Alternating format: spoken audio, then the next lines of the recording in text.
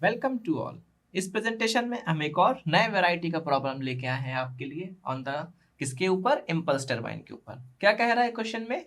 Steam leaves the nozzle of simple impulse turbine of outlet area.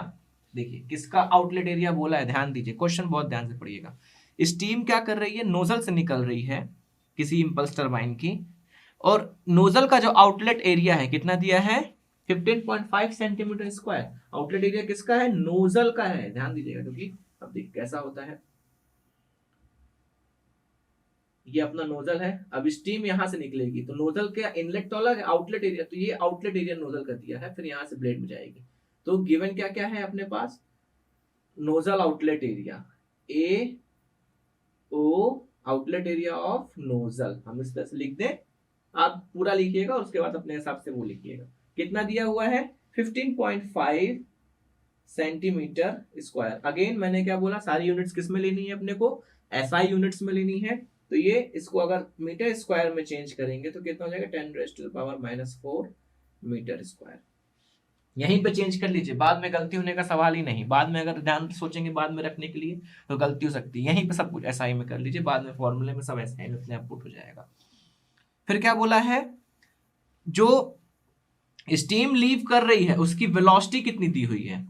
Velocity दी है 920 metre पर second, क्योंकि लिखा है steam leaves the nozzle of simple impulse turbine of outlet area this and velocity 920 metre पर second. तो velocity कितनी steam से निकलने वाली, नोजल से निकलने वाली अगर वेलोसिटी है तो क्या होगी? Absolute velocity of steam, that is v1, 920 metre पर सेकंड। उसके बाद बोला है steam coming out from the nozzle is, जो स्टीम नोजल से निकल के आ रही है वो क्या है? 0.91 ड्राइनेस फ्रैक्शन है उसका, और 150 किलो पास्कल में निकल के आ रही है, जिसका स्पेसिफिक वॉल्यूम दिया हुआ है कितना? एट, अब देख लो कैसे लिखना, at exit of nozzle steam condition. Steam condition क्या क्या है? At exit of nozzle, nozzle के एग्जिट में स्ट्रीम कंडीशन एक्स क्या होता है? ड्राइनेस फ्रैक्शन से रिप्रेजेंट करते हैं एक्स को अपन लोग। तो 0.91 एग्जिट ऑफ नोजल पे ड्राइनेस फ्रैक्शन कितना है? एट कौन कितने प्रेशर पे आ रही है? 150 किलो पास्कल पे आ रही है। उसके बाद जो स्पेसिफिक वेट है वो कितना दिया है? स्पेसिफिक वॉल्यूम स्मॉल v से रिप्रेजेंट करते हैं 1.1528 मीटर क्यूब पर केजी, ये इतना अपने को दिया है। उसके बाद बोला है blade inlet and outlet angle क्या है? 30 डिग्री, मतलब इक्वी एंगुलर ब्लेड्स हैं, तो theta is equal to phi is equal to 30 degree दिया हुआ है। और जो u दिया है, u कितना?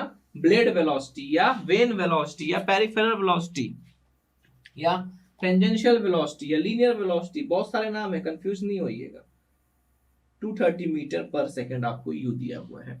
अब बोला है यदि k इज इक्वल टू कितना है? 0.8। k क्या होता है? Blade velocity coefficient. k को और क्या बोलते हैं? ब्लेड वेलोसिटी कोफिशिएंट या फ्रिक्शन कोफिशिएंट या friction factor between the blade passage, या ब्लेड वेलोसिटी कोफिशिएंट भी कहते हैं।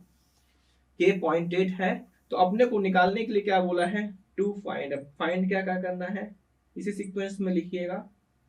पहले गिवन डेटा क्या क्या है, फिर फाइंड क्या क्या करना है। नोजल एंगल मतलब अल्फा निकालना है। दूसरी चीज अपने को क्या निकालनी है? पावर निकालनी है। तो पावर। तीसरी चीज अपने को क्या निकालनी है? Diagram efficiency. ये तीन चीज अपने को निकालनी है।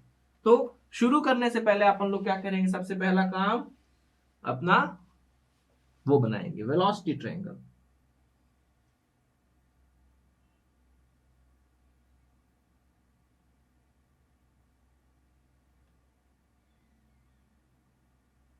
ये अपन ने यहाँ पे हो गया v1 vf1, यहां से ये गया क्या आपका? vr1 अल्फा थीटा, ये आपकी क्या दिखाएगी? देखिए u आपको कंफ्यूज होगा कि u किसके बीच में होगा। मैंने कहा u किसके किसके बीच में होगा? v1 और vr1 के, क्योंकि vr1 क्या है? Relative velocity due to steam velocity and blade velocity, तो u आपका यहाँ पे आएगा। और vw1 क्या है?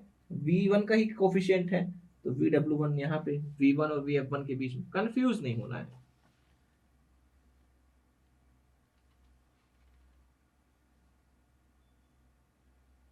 तो ये आपका यहाँ पे क्या होता है, VR2 होता है, और यहीं से अपना जाएगा ये क्या, V2, ये VF2, ये एंगल फाइ, ये एंगल बीटा, यहां से लेकर यहां तक की ये कितने दिखाएगी, U, और VW2 कितना होगा, इधर तरफ होगा ना, क्योंकि V2 इस तरफ है, तो दो कंपोनेंट कैसे होगा, इधर एक इधर, इसमें दिमाग लगाने वाली बात ही नहीं, लॉजिक है सिंपल सा। तो U क्या होगा अपना, यहाँ ये क्या होगा, VW2। आपको वेलोसिटी ट्रायंगल बहुत अच्छे से आना चाहिए, नहीं आएगा तो आप सॉल्व नहीं कर पाओगे। उसके बाद अब सॉल्यूशन पे आते हैं। तो गिवन अपने पास V1 है, U1 है, आपने लिख लिया है।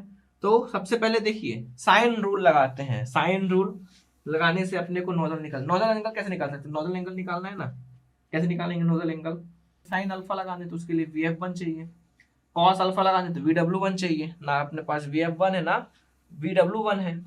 अगर अपन पाइथागोरस वाले रूल्स लगाए, ट्रिग्नोमेट्री वाले, तो अल्फा और कैसे निकाल सकते हैं, साइन अल्फा करेंगे तो कितना होगा, VF1 अपॉन V1, V1 तो है VF1 नहीं है, कॉस अल्फा करेंगे तो कितना होगा, VW1 अपॉन V1, तो VW1 भी नहीं है VF1 भी नहीं, तो फिर अल्फा कैसे निकालें, अब अल्फा निकालेंगे कैसे, साइन रूल लगाएंगे, कैसे, A इसको नाम दे दो, इसको B, इसको C, इसको D, in triangle ABC, in triangle ABC apply sine rule.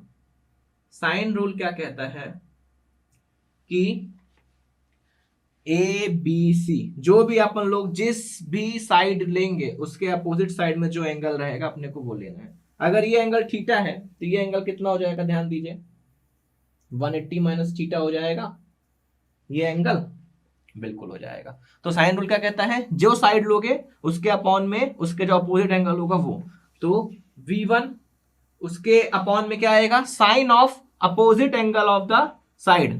तो V1 का अपोजिट एंगल कौन सा है, 180 माइनस थीटा, तो उसका साइन लेना है कितना, तो sine of opposite angle of opposite angle of the side, तो अपोजिट एंगल कितना है, 180 माइनस थीटा, ये हो गया। फिर सभी जिस ट्रायंगल की बात कर रहे हैं उस ट्रायंगल में 3 साइड होगी, तो उन तीनों साइड के लिए अपने को ये करना है, तो इक्वल टू में आ जाएगा U अपॉन कितना हो जाएगा, अब ये वाला एंगल कितना होगा बताइए, ध्यान लगाइए, ये वाला एंगल कितना होगा, कैसे मालूम चलेगा, तीनों एंगल का सम कितना होगा 180, तो अल्फा प्लस इस वाले एंगल को एंगल ए नाम दे दे, angle A plus 180 minus theta is equal to क्या होगा, 180 होगा।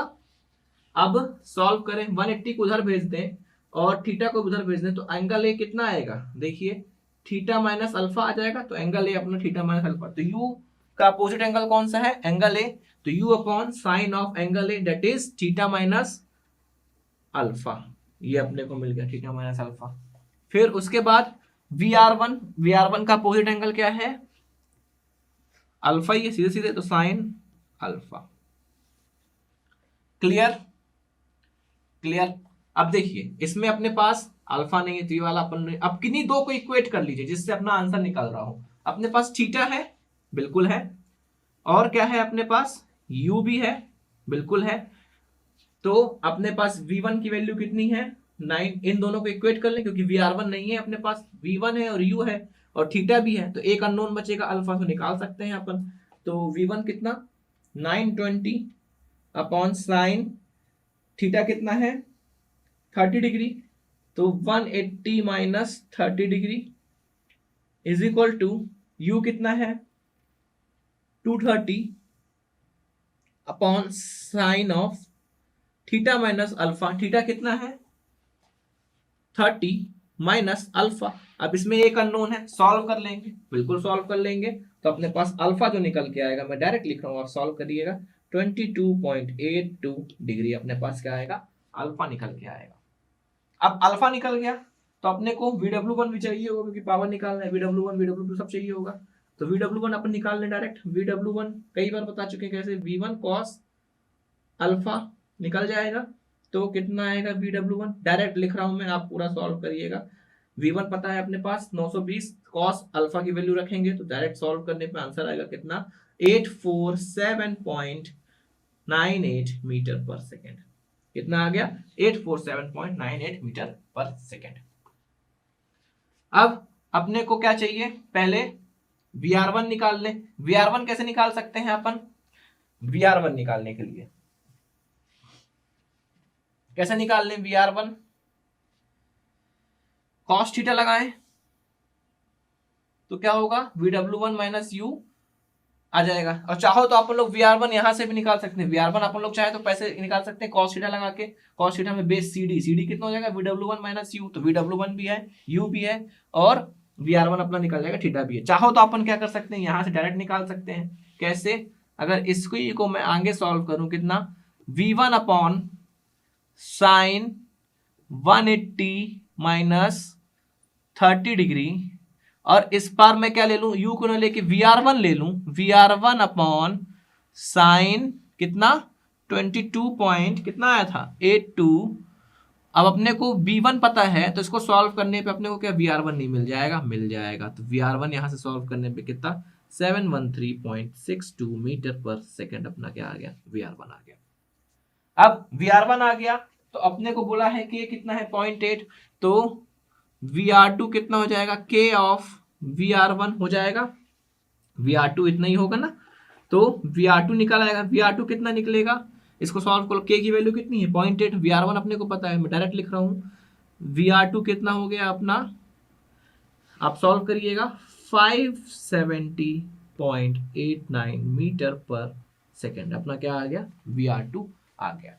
अब VR2 आ गया तो अपने को क्या चाहिए, VW2 भी चाहिए। तो VW2 के लिए क्या लगाएं, cos फाई लगा दें, cos फाई यहां पे सॉल्व करें, cos phi is equal to कितना हो जाएगा, ऊपर वाले में बेस कितना है u plus VW2, perpendicular upon वो base upon hypotenuse, u plus VW2 upon hypotenuse कितनी, VR2। इसको सॉल्व करेंगे तो VW2 अपना कितना आ गया, VW2 is equal to VR2 cos phi minus u, ये आ गया अपने पास, u भी है, फाई भी है, VR2 भी है, तो अपना क्या VW2 नहीं निकाल पाएंगे, निकाल लेंगे, डेफिनेटली निकाल लेंगे। तो VW2 यहां से अपना निकालेंगे तो कितना आएगा, VW2 is equal to 264.4 metre पर सेकेंड। अपना सॉल्व करने पे VW2 आ जाएगा। अब VW2 आ गया, अब क्या निकाल लें, V2 भी चाहे तो निकाल लें, सब निकाल लो, भले जरूरत है नहीं, सब निकालते आना चाहिए, कभी किसी की क्या जरूरत पड़ जाए कोई भरोसा नहीं। तो V2 कैसे निकालेंगे, V2 को इस वाले ट्रायंगल में क्या करें, इसको नाम दे दो EFG। EFG में पाइथागोरस थ्योरम लगा दे, पाइथागोरस थ्योरम से क्या हो जाएगा, V2 square is equal to VF2 square. अभी लेकिन अपने पास VF2 तो नहीं है, VF2 कैसे निकालेंगे, VF2 स्क्वायर प्लस क्या हो जाएगा VW2 स्क्वायर, ये हो गया।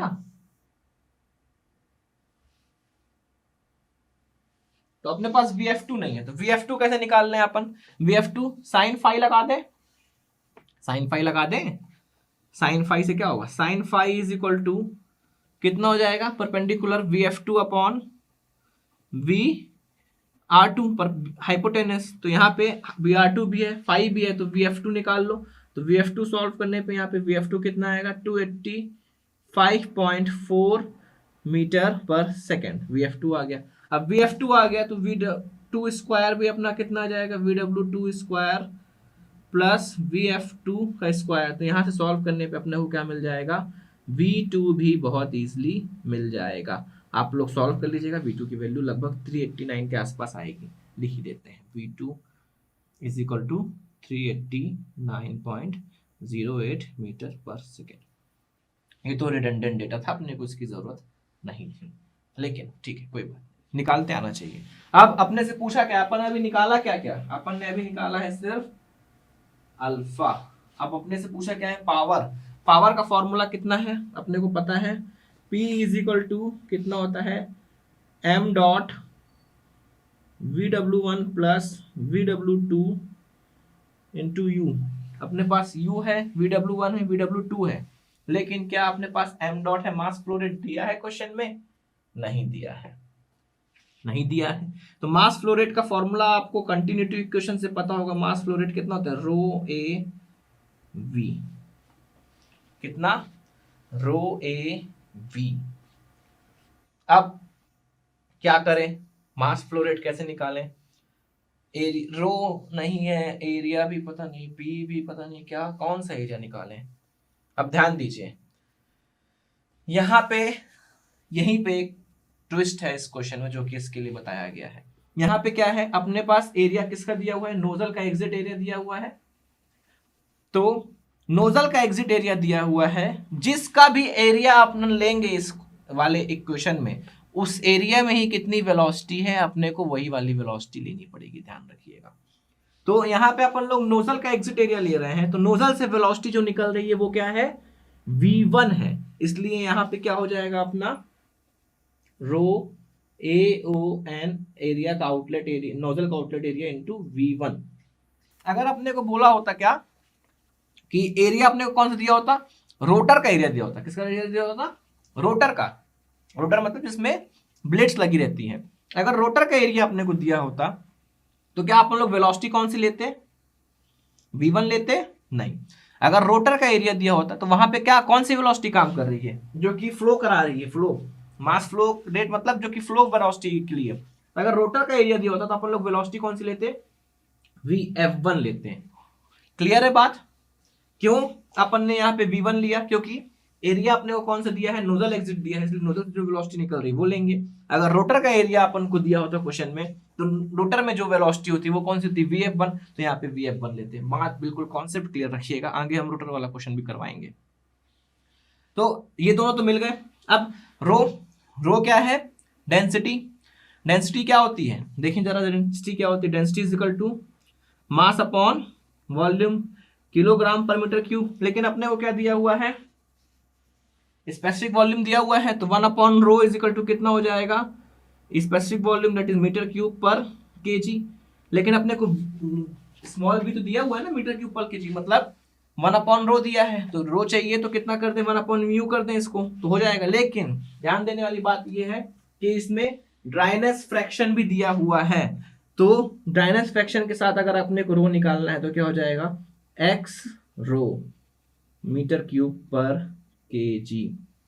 क्योंकि अपने को सिर्फ स्टीम का वॉल्यूम लेना है ना, ड्राइनेस फ्रैक्शन दिया है तो स्टीम का वॉल्यूम अपने को, क्योंकि स्टीम ही काम कर रही है, पानी, वाटर वेपर, वाटर पार्टिकल से तो कोई मतलब नहीं है, अपने को सिर्फ स्टीम से मतलब है। तो स्टीम का ड्राइनेस फ्रैक्शन से मल्टीप्लाई कर देंगे तो अपना एक्चुअल मास फ्लो रेट आएगा।